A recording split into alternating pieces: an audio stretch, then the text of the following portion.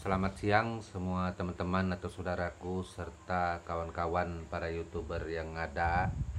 Nah, kembali lagi kita hadir di dalam channel Empu ini. Pada sesi ini seperti biasa Empu akan menjawab atau membahas terhadap pertanyaan kawan-kawan atau saudaraku yang ada yang bertanya di dalam konten Bu. Nah, jadi ada beberapa pertanyaan. Sebenarnya pertanyaan ini sudah Empu jawab di konten sebelumnya. Kemungkinan saudaraku tidak menonton konten Empu yang ada. Jadi pastikan konten terbaru inilah yang saudaraku ikuti. Nah, dengan subscriber jumlahnya 7.000 lebih ini. Padahal konten Empu ini banyak sekali, 400-an lebih. Cross check di sana, scroll videonya, klik di bagian video itu ada menjawab tentang pertanyaan saudaraku, terutama pertanyaan salah satunya adalah, Empu, saya suku luar. Nah, saya tidak enak menyebutkan sukunya, saya bilang aja suku luar. Bolehkah saya memiliki mandau sedangkan saya bukan suku Dayak? Itu karena mandau ini juga hal yang kemungkinan atau mungkin dianggap sakral oleh saudara kita suku Dayak seperti itu. Nah, jadi seperti ini saudaraku, mandau itu boleh dimiliki oleh siapa saja. Tidak ada larangan untuk memiliki mandau. Kenapa demikian? Kalau mandau memang dilarang, terus terang, mungkin di pusat-pusat pertokoan perbelanjaan, pusat kayak Kalimantan Timur ini Citra Niaga pastinya. Kalau di Banjar kayak Pasar Malabar, kalau di Kalteng itu di pasar besar. Nah, terus banyak di lain-lainnya. Untuk di Kalimantan ini semua itu menjual pernak-pernik tentang Kalimantan, mau itu manik, baju adat, mandau-mandau, segala seluruh barang cendera Kalimantan di sana ada diperdagangkan dan diperjualbelikan. Jadi ini suatu pertanda bahwa barang-barang Kalimantan merupakan bagian juga barang-barang kerajinan, itu boleh dimiliki oleh siapa saja dengan tujuan yang baik, dengan tujuan yang positif, sumpamanya untuk kenang-kenangan, sumpamanya untuk sebagai cendera mata, sumpamanya itu untuk sebagai di rumah bahwa ini loh mandau Dayak seperti ini. Biasanya orang-orang luar yang menyimpan mandau Dayak ini, terutama di luar Kalimantan, kebanyakan itu selain untuk penjagaan di rumahnya, itu biasanya ini merupakan suatu kebanggaan. Ya, dia pernah berkunjung ke Kalimantan, terus dia sangat menyukai atau mencintai budaya Dayak, seperti itu. Jadi hal ini bisa, nggak ada hal yang menjadi larangan. Empu selama ini membuat mandau, kebanyakan saudara kita dari luar yang memesan. Itu dari Jawa, dari pokoknya luar, dari luar daerah sana, banyak sekali memesan mandau, nggak ada masalah. Jadi ketika saudaraku ada mengikuti sumpamanya konten atau sesuatu yang dikatakan oleh saudara kita yang lain bahwa suku luar tidak boleh memiliki mandau, saya rasa hal ini justru menjadi kebalikan. Kalau ini memang tidak boleh dimiliki oleh saudara kita luar, toh bagaimana pengrajin kita putra daerah Kalimantan yang ada bisa hidup dari dunia seni, dunia kerajinan? Maka dunia seni, dunia kerajinan Kalimantan, terutama menyangkut tentang suku Dayak, itu tidak akan bisa hidup. Kita pelaku seni sebagai pengrajin juga berkarya, Kalau kita tidak bisa hidup, tidak bisa makan dengan karya kita akan stop di sana, kita tidak akan maju.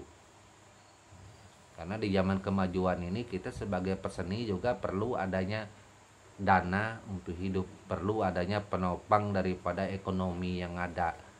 Untuk mempertahankan seni budaya yang ada, tentunya kita bisa hidup di situ. Seperti itu, apalagi kita orang susah seperti saya, Empu Glol orang susah. Sumpamanya saya membuat mandau sampai banyak, dan mandau ini tidak boleh saya perjualbelikan, istilah kasar, tidak boleh saya maharkan.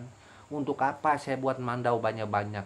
Saya buat mandau 10 aja untuk saya sudah cukup, itu pun banyak. Nah seperti itu. Nah lalu kemampuan yang saya miliki itu untuk apa?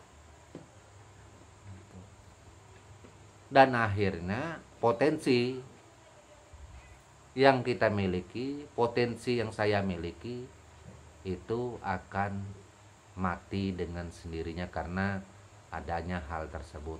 Mungkin saja ada saudara kita yang lain mempunyai pandangan lain tentang hal ini, bahwa suku luar tidak boleh memiliki.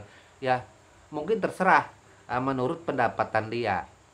Itu menurut saya sebagai pelaku seni sekaligus selaku pembudaya dari suku Dayak Benua, saya mempersilahkan siapa saja yang kepingin memesan mandau dengan saya. Saya bertanggung jawab kalau sumpamanya ada yang melarang.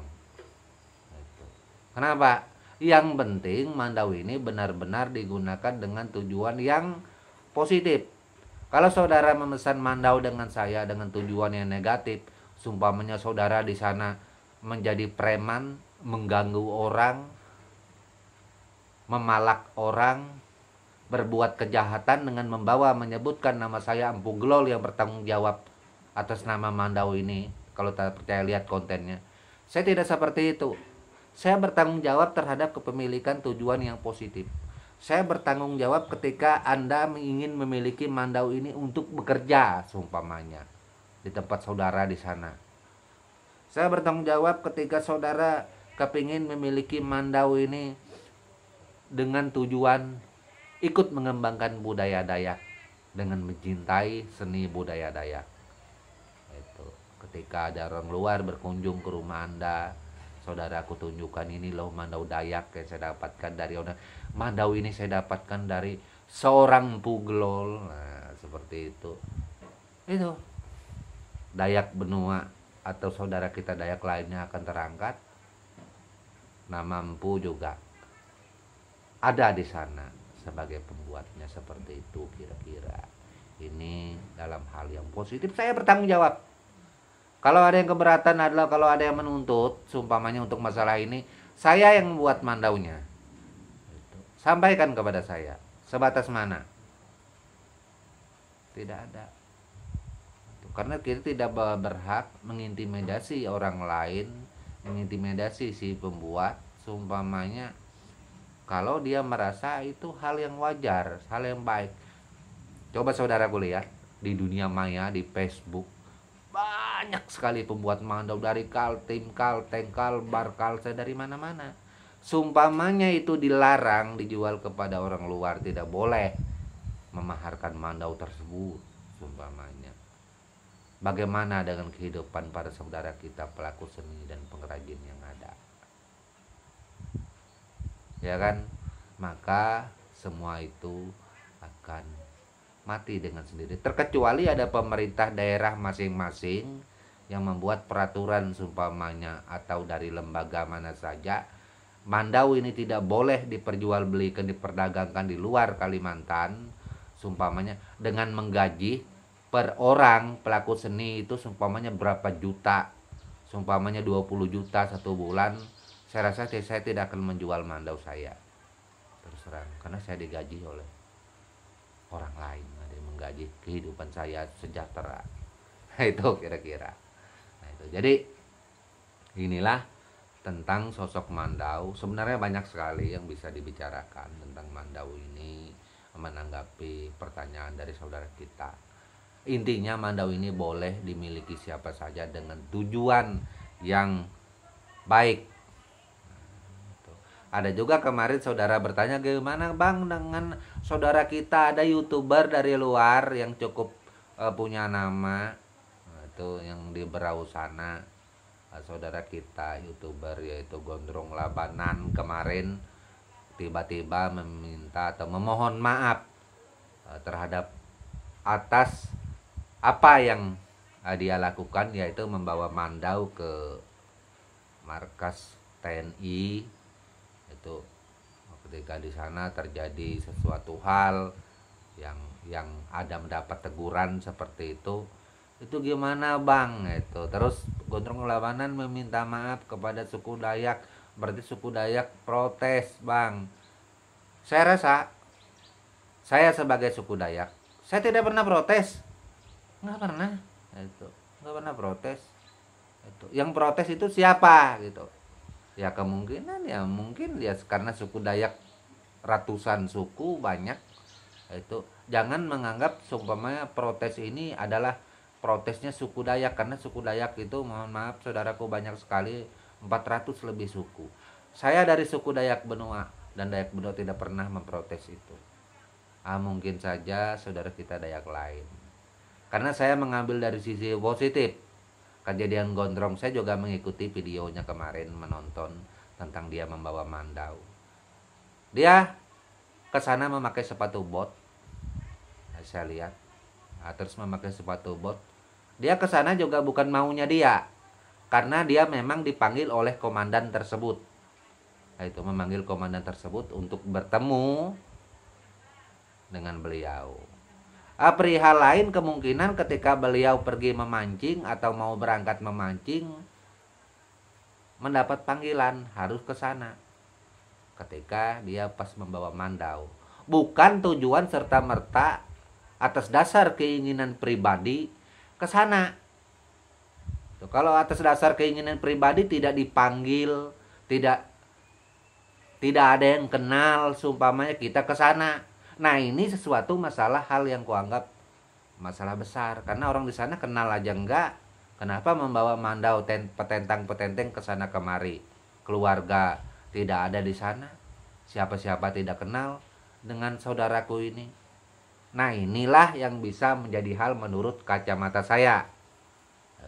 Ketika di sana ada orang kenal, komandannya lagi yang kenal memanggil dia, memanggil segondrong Labanan, itu nggak ada masalah. Apa Gondrong Labanan di sana itu mencabut Mandau dengan mengancam orang yang ada di sana? Enggak. Dia juga memakai Mandau dengan tata cara yang bagus dan ngomong yang bagus. Itu. Dan dia juga mengikuti tradisi yang ada, yaitu kita suku Dayak memakai Mandau. Boleh. Artinya kemana saja dengan tujuan yang baik, pergi memancing tentunya seperti dia. Enggak apa-apa. Saya aja memancing membawa Mandau terus kok. Saya kemarin memancing itu sampai ke Santan, membawa Mandau, bola balik lewat kota Samarinda ini. Enggak apa-apa. Saya tidak mengancam orang. Beberapa kali juga saya ketemu anggota kepolisian, anggota TNI. Enggak apa-apa. Biasa saja. Jadi janganlah menganggap Mandau ini sesuatu yang wah, ini sebenarnya kita orang Dayak ini baik saja. Kita tidak pernah mengintimidasi seseorang. Ini kemungkinan adalah apa ya? Ini adalah hanya sebagai perasaan pribadi dari Gondrong Labanan sendiri. Iya, saya akui Gondrong Labanan belum mendapat sesuatu hal teguran, belum ada perkataan orang Dayak begini-begini, tetapi dia sudah merasa bersalah duluan. Tak apa. Saya akui inilah sebagai gambaran YouTuber yang memang sudah mempunyai nama besar, bahkan dia adalah yang termasuk diakui di Kaltim ini. Itu meskipun beliau orang Jawa, perantau dan sangat sukses. Ini harus menjadi tolak ukur para saudara kita, termasuk Empu juga sebagai seorang YouTuber pemula. Itu bagus itu. Jadi memang Itulah yang menjawab pertanyaan dari saudara kita yang ada. Dan saya rasa kalau terlalu panjang video ini mungkin saudaraku akan bosan menontonnya. Ini sudah 15 menit. Hanya itu saja yang bisa aku sampaikan. Mohon maaf kalau ada kata yang salah. Seperti biasa, maklum lidah ini tidak bertulang. Kadang-kadang apa yang kita ucapkan terasa benar tetapi salah. Beribu maaf buat saudaraku. Dan buat saudaraku Gondrong Labanan, seperti kita sesama YouTuber, itu saudara Gondrong Labanan YouTuber yang sudah punya nama. Saya sebagai YouTuber pemula dan pembuat mandau, tetap saya katakan tak apa-apa membawa mandau. Oke, akhir kata, salam budaya dan tabe untuk kita semua.